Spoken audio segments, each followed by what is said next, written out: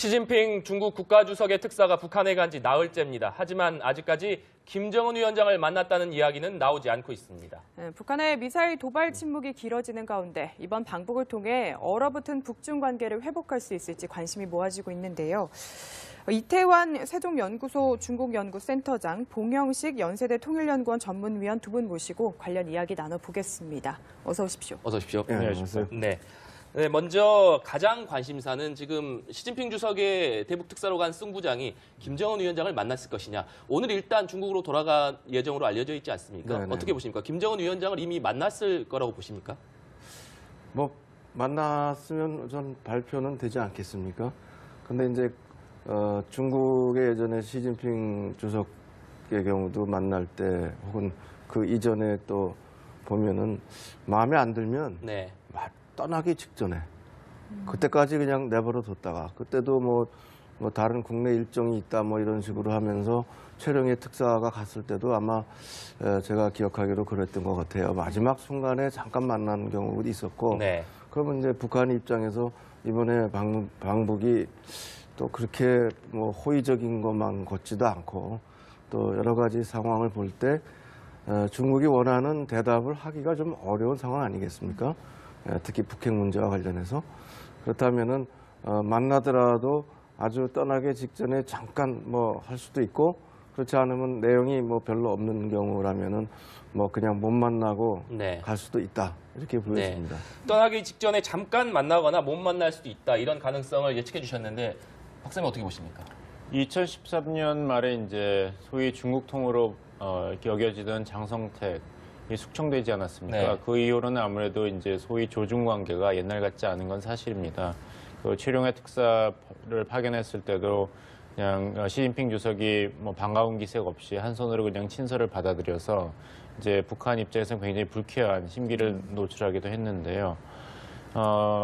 이 소장님께서 말씀하신 대로 지금 김정은 위원장이 뭐 특사를 만난다고 해도 서로 굉장히 어려운 대화가 될 것이 확실합니다. 네. 이제 트럼프 대통령과 시진핑 주석 간의 이런 정상회담 결과를 중국 측이 북한에 통보하면서 아무래도 지금 60여일간 북한이 도발을 자제하고 있는데 이 기조를 계속 유지하는 것이 좋겠다는 요구를 할 가능성이 높습니다.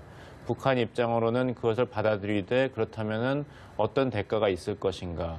이런 제재가 계속 북한 정권을 조여오고 있는데 여기에 대해서 중국이 어떤 입장을 취할 것인가. 이런 어떤 전향적인 대가를 이제 담보받고 싶을 텐데 그걸 또 중국이 제공하기는 어려운 네. 것이죠. 그래서 이게 서로 어려운 입장이기 때문에 서로 신경전을 벌이는 것이 아닌가 이렇게 생각합니다. 네.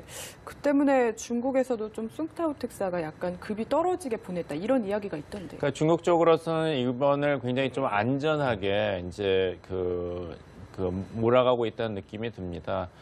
예를 들자면 정말 고위급 인사가 중국에서 파견이 되었다. 그러면 북한 쪽에서도 이제 기대의 수준이 높아질 수밖에 없거든요. 예를 들면 2000년에 그 클린턴 행정부에서 올브라이트 국무장관이 북한에 갔을 때 김정은 위원장하고 이렇게 큰 대담을 한다든지 이제 중량급의 인사가 간다면 그 자리에서 이렇게 뭐 통이 큰 딜이 이루어질 수도 있는데 이제 수ung 부장 같은 이제 실무적인 차원에서의 외교부장이 간다면은 이제 그 실무적인 차원에서 구체적인 안을 토론할 수밖에 없습니다. 그러니까 중국 입장에서도 너무 큰 기대를 하지 말아라. 우리의 메시지는 굉장히 구체적이고 명확하고 북한이 그것을 어떻게 수용하는가에 대한 여지는 없다. 이런 메시지를 이제 전달하는 효과도 있는 것이죠. 네. 숭타오를 보면 이게 공산당 대외연락부 부장인데 2012년에 리젠고 그 당시 그 정치국 위원이 가면서 왕자루이 그 당시 대외연락부 부장이 동행을 했어요. 예. 근데 지금 같은 경우는 그런 정치국원이 아닌 중앙위원이라고 중앙위원이면 이제 격이 떨어지는 거죠. 그러면서 대외연락부 부장이고 또 이 사람은 대외연락부 부장 전에는 외교부 부부장을 지내고 이제 그런 경력이 있기 때문에 지금 말씀하신 대로 정치국원과 같은 서열에 들어갈 수가 없는 거죠. 그런 고위급에. 그래서 그런 면에서 보면은 좀 더 실무적인 차원의 만남을 이제 통해서 좀 더 큰 그림을 지금 그리고 있는 그런 건 아니다. 네. 오히려 좀 더 이 현재 상황을 잘 설명해서 북한으로 하여금 다시 한번 잘 생각하고 대처할 수 있도록 해주는 그런 입장이 아닌가 싶습니다. 네. 이 중국 관영 황구시보 같은 경우에는 숭타오가 마술사가 아니다라면서 어떤 네. 국제사회의 기대 너무 큰 기대를 갖지 말라 이런 반응을 네. 보이지 않습니까? 이 부분 역시 그런 분위기가 반영됐다고 봐요. 그렇게 볼 수도 있고요. 왜냐하면 지금 단계에서 이제 뭐 러시아에서도 특사를 보낸다 뭐 여러 가지 상황이 있습니다. 저도 지금 말씀하셨듯이 미중 정상회담 직후라 네. 그걸 또 설명하는 과정이 있다 보면은 단순히 19차 당대회 결과만 뭐 가서 설명하고 올 것은 아니거든요. 그러니까 그런 부분을 볼 때 이번에는 굉장히 조심스러운 서로 반응을 떠보는 그런 기회로 보기 때문에 여기에서 뭐가 갑자기 확 바뀔 것이다 이렇게 기대를 하고 가지는 않았다고 봅니다. 네. 그리고 지금 현재 굉장히 북중 관계가 경색된 국면이라서 이것을 풀기 위해서는 좀 여러 단계의 접촉이 있어야 될 것으로 봅니다. 네. 근데 사실 이 부분을 미국도 모르진 않을 텐데 트럼프 대통령 같은 경우에는 SNS에 좀 기대감을 드러냈거든요. 이건 어떤 의중일까요? 이 트럼프 행정부가 이전 오바마 행정부와 큰 차이를 보이는 건 뭐냐면은 결국엔 북핵 문제를 해결하려면 중국의 힘이 필요하다. 근데 중국이 그 힘을 함부로 행사하지 않을 것이다. 그래서 최대 압박과 최대 관여라는 것은 비단 북한을 향한 이런 정책일 뿐만 아니라 중국에 관한 것도 있습니다. 이전 행정부랑 틀린 거는 이제 트럼프 행정부는 정치 안보 문제랑 경제 문제를 합쳤거든요. 예전에는 이제 따로 분리해서 중국을 접근을 했는데 네.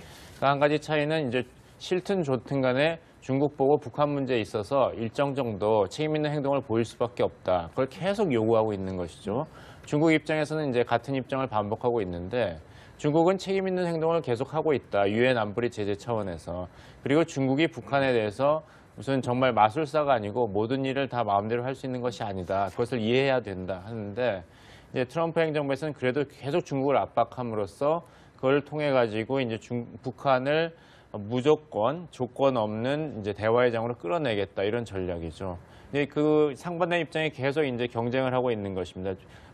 트럼프 행정부에서는 계속 중국에 대해서 어떤 때는 칭찬을 하고 어떤 때는 실망을 표현하면서 중국 역할로를 계속 강조하고 기정사실화하고 중국 입장에서는 그건 무리한 요구다. 중국은 정말 노력할 수 있는 이상을 하고 있다. 이런 입장을 계속 맞추고 있는 것이죠. 네. 일단은 이번 숭부장의 방북이 결국 김정은 위원장을 만나느냐 혹은 못 만나느냐에 따라서 그 의미는 크게 달라질 수밖에 없을 것 같은데 일단 그렇습니다. 만났을 경우에 시진핑 주석의 친서를 전달할 가능성 이 부분은 어떻게 보고 계십니까? 네, 친서를 보냈을 거라고 제 생각이 듭니다. 만나게 될 경우에 일단 메시지는 전달이 돼야 될 것이고 네. 그러나 그것이 꼭 직접 못 만나더라도 전달은 가능하니까 다만 그 메시지에 이제 곤란한 것은 아니 친서가 갔는데 그거를 면전에서 부인하고 우리는 그런 거에 뭐 따라갈 수 없다. 네. 뭐 북핵 문제는 협상의 대상이 아니다. 간접적으로 지금 그 제네바 그 대표부 네. 대사를 한대성 대사를 통해서 어느 정도 그 입장을 표출하지 않았습니까? 근데 거기서 갑자기 알았다. 뭐 긍정적으로 검토하겠다. 그럴 수도 없는 거고 여러 가지 좀 곤란한 입장에 처해 있기 때문에 이것을 좀 더 극대화시키고 표면화시키고 더 발표하는 거를 좀 꺼리는 거 아닐까 그런 생각이 듭니다. 네, 그러면 아예 김 위원장과 만나지 못할 가능성도 열려 있다고 봐야 될까요? 그 이제 양쪽이 이제 안전하게 접근을 하고 있습니다. 이제 송 부장의 지위도 그렇고 그렇지만 또 이수영, 최용해라는 북한 외교에서의 핵심적인 인물은 또 만났지 않습니까? 최룡해 부위원장의 컴백이 사실 지난 60일 동안에 북한이 도발을 자제했을 때 가장 큰 변화 중에 하나인데 이런 군과 외교를 통솔하는 주요 인물과 직접 만났다는 것 자체는 뭐 비록 그 김정은 위원장하고 직접 만나면 없더라도 중국 입장에서는 제대로 전달이 됐다고 얘기할 수 있고 북한 입장에서는 그 면담이 불발된다 그러면은 우리는 비핵화를 전제로 한 대화에는 절대 참여하지 않겠다는 입장을 또 확인한 것이 되고 서로 어떻게 보면은 그 체면을 차릴 수 있다 그럴까요? 네. 아니면 첫 걸음을 긍정적으로 뛰었다는 걸 확인하면서도 너무 앞서가지는 않았다. 이런 식으로 좀 마무리할 수 있는 여지를 남기려는 것 같습니다. 네. 이렇게 두 분 말씀은 그러면 여기까지 듣도록 하겠습니다. 네, 지금까지 이태환 세종연구소 중국연구센터장 그리고 봉영식 연세대 통일연구원 전문위원 두 분과 함께 이야기 나눴습니다. 오늘 말씀 감사합니다. 감사합니다. 그렇지 않으면 내용이 뭐 별로 없는 경우라면은 뭐 그냥 못 만나고 네. 갈 수도 있다 이렇게 보였습니다. 떠나기 직전에 잠깐 만나거나 못 만날 수도 있다 이런 가능성을 예측해 주셨는데 박사님 어떻게 보십니까? 2013년 말에 이제 소위 중국통으로 이렇게 여겨지던 장성택이 숙청되지 않았습니까? 네. 그 이후로는 아무래도 이제 소위 조중 관계가 옛날 같지 않은 건 사실입니다. 그 최룡해 특사를 파견했을 때도 그냥 시진핑 주석이 뭐 반가운 기색 없이 한 손으로 그냥 친서를 받아들여서 이제 북한 입장에서는 굉장히 불쾌한 심기를 노출하기도 했는데요. 이 소장님께서 말씀하신 대로 지금 김정은 위원장이 뭐 특사를 만난다고 해도 서로 굉장히 어려운 대화가 될. 그런 이야기가 있던데. 그러니까 중국 쪽으로서는 이번을 굉장히 좀 안전하게 이제 몰아가고 있다는 느낌이 듭니다. 예를 들자면 정말 고위급 인사가 중국에서 파견이 되었다. 그러면 북한 쪽에서도 이제 기대의 수준이 높아질 수밖에 없거든요. 예를 들면 2000년에 그 클린턴 행정부에서 올브라이트 국무장관이 북한에 갔을 때 김정일 위원장하고 이렇게 큰 대담을 한다든지 이제 중량급의 인사가 간다면 그 자리에서 이렇게 뭐 통이 큰 딜이 이루어질 수도 있는데 이제 수응 부장 같은 이제 실무적인 차원에서의 외교부장이 간다면은 이제 그 실무적인 차원에서 구체적인 안을 토론할 수밖에 없습니다. 시진핑 중국 국가주석의 특사가 북한에 간 지 나흘째입니다. 하지만 아직까지 김정은 위원장을 만났다는 이야기는 나오지 않고 있습니다. 네, 북한의 미사일 도발 침묵이 길어지는 가운데 이번 방북을 통해 얼어붙은 북중 관계를 회복할 수 있을지 관심이 모아지고 있는데요. 이태환 세종연구소 중국연구센터장, 봉영식 연세대 통일연구원 전문위원 두 분 모시고 관련 이야기 나눠보겠습니다. 어서 오십시오. 어서 오십시오. 네, 안녕하세요. 네. 네, 먼저 가장 관심사는 지금 시진핑 주석의 대북 특사로 간 승부장이 김정은 위원장을 만났을 것이냐. 오늘 일단 중국으로 돌아갈 예정으로 알려져 있지 않습니까? 네네. 어떻게 보십니까? 김정은 위원장을 이미 만났을 거라고 보십니까? 뭐 만났으면 전 발표는 되지 않겠습니까? 근데 이제 중국의 예전에 시진핑 주석의 경우도 만날 때 혹은 그 이전에 또 보면은 마음에 안 들면 네. 떠나기 직전에 그때까지 그냥 내버려 뒀다가 그때도 뭐 다른 국내 일정이 있다 뭐 이런 식으로 하면서 최룡해 특사가 갔을 때도 아마 제가 기억하기로 그랬던 것 같아요. 마지막 순간에 잠깐 만난 경우도 있었고 네. 그러면 이제 북한 입장에서 이번에 방북이 또 그렇게 뭐 호의적인 것만 걷지도 않고 또 여러 가지 상황을 볼 때 중국이 원하는 대답을 하기가 좀 어려운 상황 아니겠습니까? 특히 북핵 문제와 관련해서 그렇다면은 만나더라도 아주 떠나기 직전에 잠깐 뭐 할 수도 있고 될 것이 확실합니다. 네. 이제 트럼프 대통령과 시진핑 주석 간의 이런 정상회담 결과를 중국 측이 북한에 통보하면서 아무래도 지금 60여일간 북한이 도발을 자제하고 있는데 이 기조를 계속 유지하는 것이 좋겠다는 요구를 할 가능성이 높습니다. 북한 입장으로는 그것을 받아들이되 그렇다면은 어떤 대가가 있을 것인가. 이런 제재가 계속 북한 정권을 조여오고 있는데 여기에 대해서 중국이 어떤 입장을 취할 것인가.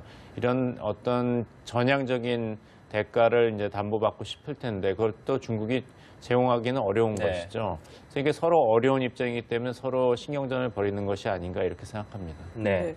그 때문에 중국에서도 좀 숭타오 특사가 약간 급이 떨어지게 보냈다. 이런